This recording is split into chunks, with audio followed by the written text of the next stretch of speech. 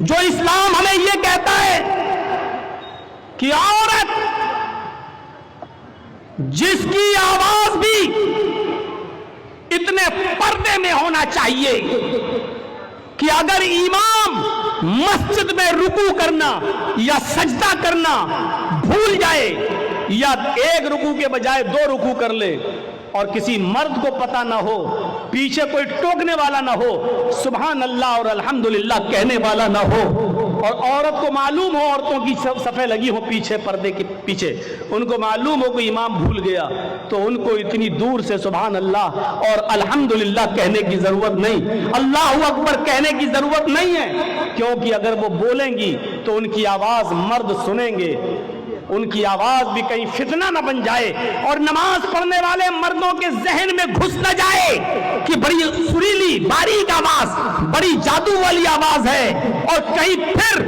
ایسی سریلی آواز والی کا پیچھا نہ کرنے لگے، اس لیے عورتوں کو حکم دیا کہ وہ تصفیق کریں گی، یعنی سبحان اللہ اللہ اکبر نہیں کہیں گی بلکہ وہ تالی بجائیں گی، ایسے ہیں یا ایسے،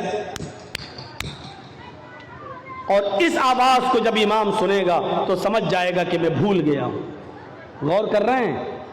سبحان اللہ کتنا اچھا جملہ ہے، اللہ اکبر کتنا پیارا جملہ ہے، زمین و آسمان نیکیوں سے بھر جاتے ہیں، لیکن عورتوں کو یہ جملہ بھی زور سے بولنے کی اجازت نہیں ہے، مسجد کے اندر بھی، جب مسجد کے اندر بھی بولنے کی اجازت نہیں ہے تو باہر جلیبی والوں سے جلیبی خریدنے کے لیے 1 کلو دے دو، آدھا کلو دے دو، یہ تمہیں پرمیشن کہاں سے مل گئی؟ دکاندار پہ جاؤ، دکان پہ شاپنگ خریدنے کے لیے بحث کرو، صاحب تم تو اتنے کا دے رہے ہو، بغل والا تو اتنے کا دے رہا ہے، بحث کرو یہ کہاں سے تمہیں پرمیشن مل گئی؟ آج کے سوریانیت کے دور میں قدم قدم پر میرے بھائیوں وہ دور یاد کرو کہ ابو بکر صدیق نے صرف 1 کھجور کھا لیا تھا بس، اور جب اس کے غلام نے کہا کہ یہ کھجور تو میں کہانت گڑھ کے لایا ہوں، کسی کو میں نے کہہ دیا تھا کہ تمہاری بیوی کو بیٹا ہوگا، آج اس کو بیٹا ہوا ہے تو وہ خوشی میں ہم کو دے گیا، کہا اچھا یہ تو اللہ کو معلوم ہے بیٹا ہے کہ بیٹی ہے، تم نے کیسے بتا دیا؟ کہا وہ تو میں نے دھول میں لاٹھی ماری اور اس کے گھر میں بچہ پیدا ہو گیا۔ ابو بکر صدیق پانی پیتے گئے اور حلق میں انگلی ڈالتے گئے اور قے کرتے گئے، پھر انگلی ڈالی، پھر قے کیا، اور جب تک پورا کھجور تو کھا لیا تک نکال نہیں دیا تب تک سکون نہیں ملا، اور بعد میں کہا حرام کا 1 لقمہ اگر کوئی کھاتا ہے،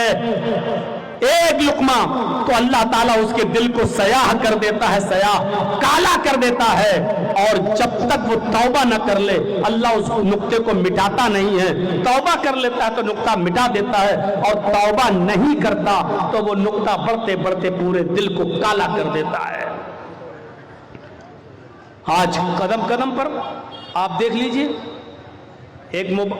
ہم کو ایک واشنگ مشین خریدنا ہے، واشنگ مشین والا کہہ رہا ہے صاحب واشنگ مشین 15,000 کی ہے، آپ ایسا کرتے ہو کہ نہیں کرتے ہو؟ صاحب 15,000 روپے تو نہیں ہیں، 5,000 روپے لے لو اور بقیہ قسطیں باندھ لو، اور قسطیں باندھ دی گئی، قسطیں باندھ دی گئی، اب وہ بھلے ہی 15,000 کی جگہ اب 16,000 دے رہے ہیں، کیونکہ وہ آپ نے ایک لون لے لیا ہے، اب آپ کو ہر مہینے 500 روپیہ 1000 روپیہ آپ کو دینا پڑ رہا ہے۔ میرے پیارے ساتھیوں یہ چیز شریعت کے اندر جائز نہیں ہے، کیونکہ ایک چیز یہ ہوتی ہے کہ یہ 4 ویلر ہے، گاڑی ہے 4 ویلر، یہاں گورنمنٹ نے وہ لگا دیا ہے، انکم ٹیکس سے جڑا ہوا ہے معاملہ،